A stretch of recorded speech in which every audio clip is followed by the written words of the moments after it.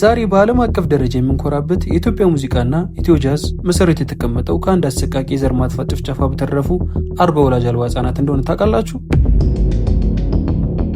ነገሩ እንዲህ ነው። እንደ አውሮፓውያን አቆጣጠር 1915 በተካሄደው የአርመኒያ የዘር ማጥፋት ጭፍጨፋ ወቅት በሚሊዮን የሚቆጠሩ ሰዎች ሲያልቁ፣ በሺዎች የሚቆጠሩ ህጻናት ደግሞ ወላጆቻቸውን አጥተው በየሀገሩ ተበተኑ። ከነዚያም መካከል 40 የሚሆኑ ወላጅ አልባ ህጻናት በኢየሩሳሌም በሚገኘው ቅዱስ ያዕቆብ የአርመኒያውያን ገዳም ውስጥ መጠጊያ ያገኙ።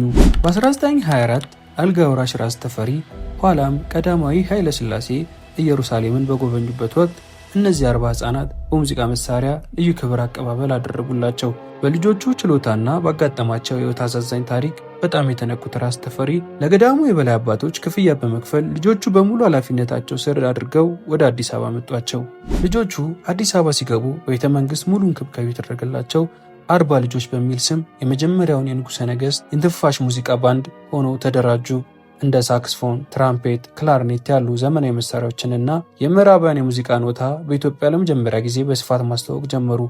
መሪያቸው ኬቮርክ ናባልዲያን በ1926 የመጀመሪያውን የኢትዮጵያ ንጉሠ ነገሥት ብሔራዊ መዝሙር የሆነውን ኢትዮጵያ ሆይ ደስ ይበልሽ ዜማን አቀናጀ።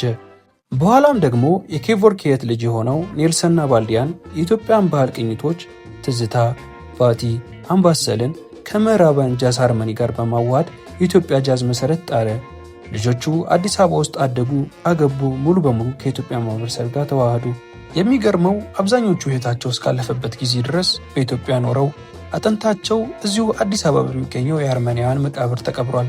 በአሰቃቂ አደጋ ተነጥቀው የመጡት እነዚያ ልጆች ለኢትዮጵያ የሰጡት አሻራ ግን እስከዛሬ ድረስ በሙዚቃችን ውስጥ ሕያው ሆኖ ይኖራል።